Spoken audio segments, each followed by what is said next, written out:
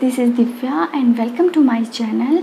सो guys, आज का जो हमारा टॉपिक है वो है रदरफोर्ड का मॉडल। यानी कि जो रदरफोर्ड ने जो मॉडल दिया, उन्होंने जो एक्सपेरिमेंट किया उसके ऊपर आज हमारा ये वीडियो है। तो रदरफोर्ड, सबसे पहले हम देख लेते हैं उन्होंने अपना जो सेटअप है वो इस तरह से कुछ लगाया था। उन्होंने अपने सेटअप में क्या क्या चीज़ें ली वो है, एक तो लीड चैम्बर, उसके अंदर उन्होंने 2 रेडियो एक्टिव सब्सटेंस रखे जिनका नाम है रेडियम एंड पोलोनियम, एंड दूसरा है लीड प्लेट, एंड एक लिया उन्होंने थिन फॉइल, गोल्ड की जो है उन्होंने थिन सी फॉइल ली, एंड लिया उन्होंने जिंक सल्फाइड। तो ये सब चीज़ें उन्होंने अपने इस एक्सपेरिमेंट में ली। तो उन्होंने क्या किया, रदरफोर्ड ने अल्फ़ा पार्टिकल्स पर एक्सपेरिमेंट किया। अल्फ़ा पार्टिकल्स एक हैवी पार्टिकल्स होता है जिसका जो मास है, जो द्रव्यमान है वो होता है 4 mp या 4 AMU, और जो अल्फ़ा पार्टिकल है उसके ऊपर जो चार्ज होता है वो होता है +2 का। इन्होंने क्या किया, इन्होंने एक रेडियो एक्टिव सब्सटेंस लिया जिसमें इन्होंने अल्फ़ा पार्टिकल्स को निकाला, जिसे उन्होंने सोर्स ऑफ अल्फ़ा पार्टिकल कहा। इन्होंने क्या किया, एक लीड चैम्बर लिया और इसमें से इन्होंने अल्फ़ा पार्टिकल्स को इसमें से निकाला एंड लीड के एक बॉक्स में इनको डाल दिया। सामने उन्होंने एक थिन गोल्ड का एक फॉइल रखा जो बहुत ही थिन है, उस गोल्ड का एक फॉइल रख दिया, और इसमें बैक साइड में इन्होंने एक जिंक सल्फाइड की एक स्क्रीन भी लगा दी। इन्होंने क्या क्या किया कि एक लीड चैम्बर रखा, उसके बाद लीड प्लेट, और उसके बाद एक थिन फॉइल, एंड जो लास्ट में जो बैक साइड में उन्होंने जिंक सल्फाइड की एक स्क्रीन भी लगा दी। फिर उन्होंने यहाँ से अल्फ़ा पार्टिकल्स को निकाला जो कि रेडियो एक्टिव तत्व हैं। ये काफ़ी कॉस्टली एक्सपेरिमेंट रहा है। तो ये गोल्ड की जो सीट पर गए तो वहाँ उन्होंने ऑब्जर्व किया। अब उन्होंने क्या क्या ऑब्जर्व किया वो हम इस एक्सपेरिमेंट में देखेंगे। तो जो फर्स्ट पॉइंट है वो उन्होंने क्या किया, फर्स्ट में इन्होंने देखा कि जो नियरली मतलब 99.9% जो अल्फ़ा पार्टिकल्स हैं वो क्या किए, पास्ट अनडीएक्टिवेट हो गए।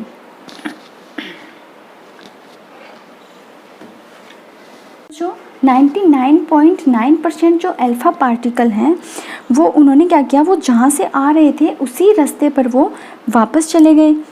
गोल्ड फॉइल को चीरते हुए, जिंक सल्फाइड की जो गोल्ड फॉइल है उसको चीरते हुए उसी रास्ते पर वापस चले गए, एंड जो जिंक सल्फाइड है उसकी स्क्रीन पर स्पॉट बना दिया। इन्होंने कोई 1 या 2 पार्टिकल्स पर एक्सपेरिमेंट नहीं किया, इन्होंने करोड़ों पार्टिकल्स पर एक्सपेरिमेंट किया। तो एक तो उन्होंने देखा कि जो 99% जो अल्फ़ा पार्टिकल हैं वो तो जहाँ से आए थे वहीं वापस चले गए, एंड जो कुछ हैं वो पार्टिकल्स डिफ्लेक्ट हो गए। Some of the alpha particles were deflect, तो कुछ जो पार्टिकल्स हैं वो डिफ्लेक्ट हो गए, एक छोटे से एंगल पर आकर वो डिफ्लेक्ट हो गए। ओके गाइस, एक छोटे से एंगल पर आकर वो क्या हुए, डिफ्लेक्ट हुए। यानी कि इसमें क्या हुआ कि कुछ जो पार्टिकल्स हैं वो डायरेक्टली ना जाकर डिफ्लेक्ट हो गए, एंड बहुत ही कम, यानी कि 20,000 में से 1 मान लो, बहुत ही कम जो हैं अल्फ़ा पार्टिकल्स, उन्होंने क्या किया, वो डिफ्लेक्ट हुए लार्ज एंगल पर, कुछ वापस आए एंड 180 डिग्री के एंगल पर वो वापस आ गए। 20,000 में से 1 या 2 पार्टिकल ऐसे थे जो डिफ्लेक्ट होकर वापस आ गए।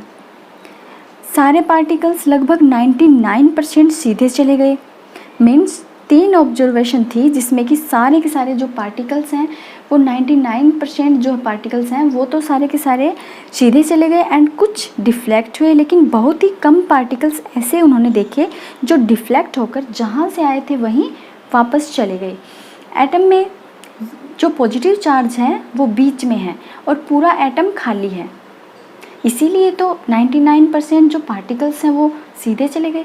कुछ पार्टिकल्स हैं वो पॉजिटिव चार्ज के पास से आए होंगे, कुछ पार्टिकल्स जो हैं वो पॉजिटिव चार्ज के पास आए होंगे तो थोड़े डिफ्लेक्ट हुए, और कुछ पॉजिटिव लाइन पर ही रहे होंगे जो डिफ्लेक्ट होकर वापस आ गए, यानी कि जो 180 डिग्री पर आ गए थे। मीन्स पॉजिटिव चार्ज जो है वो बिखरा हुआ नहीं है, वो एक छोटी सी जगह पर है। जो पॉजिटिव चार्ज है वो बिखरा हुआ नहीं है, वो एक छोटी सी जगह पर है, और उसको जो रदरफोर्ड है उन्होंने क्या नाम दिया, न्यूक्लियस का उन्होंने नाम दिया, उन्होंने इसे न्यूक्लियस बोला। सो गाइस, रदरफोर्ड ने इसको न्यूक्लियस नाम दिया, तो रदरफोर्ड ने ही न्यूक्लियस को खोजा था, इसलिए उनका जो ये मॉडल है उसे भी न्यूक्लियर मॉडल कहा जाता है। रदरफोर्ड का जो मॉडल है जिसमें उन्होंने न्यूक्लियस को खोजा है, इसे न्यूक्लियर मॉडल कहा।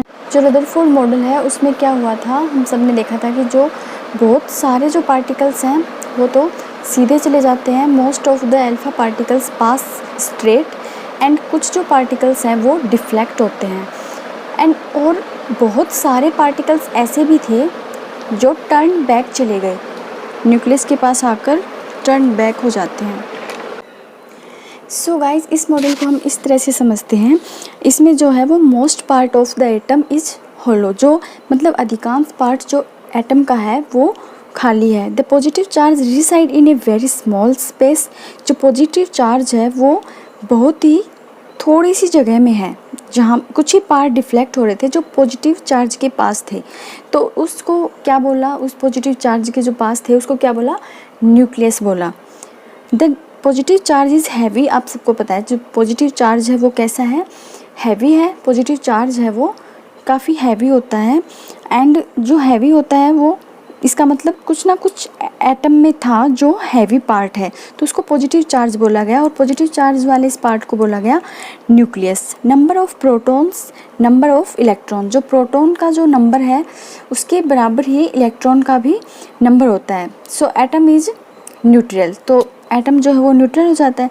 The size of nucleus is very very small compare to size of atom, यानी कि जो एटम की साइज़ है वो बहुत बड़ी है न्यूक्लियस की साइज़ से, यानी कि न्यूक्लियस साइज़ बहुत ही छोटी है एटम की साइज़ से। मान लो एटम जो है वो है 10⁻⁻10 एम, तो उसी के अकॉर्डिंग जो न्यूक्लियस है वो है 10⁻⁻5, यानी कि जो एटम है वो न्यूक्लियस से 1 लाख के जितना बड़ा है।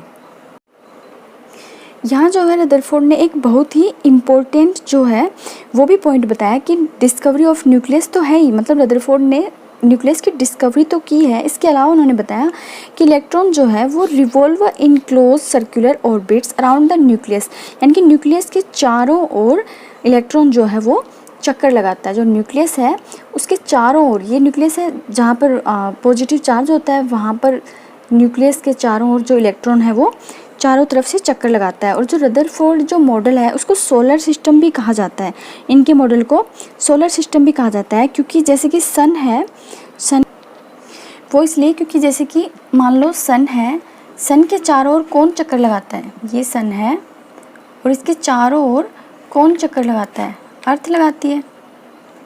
तो इस अकॉर्डिंग इसको रदरफोर्ड के मॉडल को सोलर सिस्टम भी कहा जाता है। ओके गाइस, मिलते हैं फिर नेक्स्ट वीडियो में, तब तक आप अपना ख्याल रखना। Bye guys, take care, subscribe कर लेना एंड कमेंट भी करना। ओके।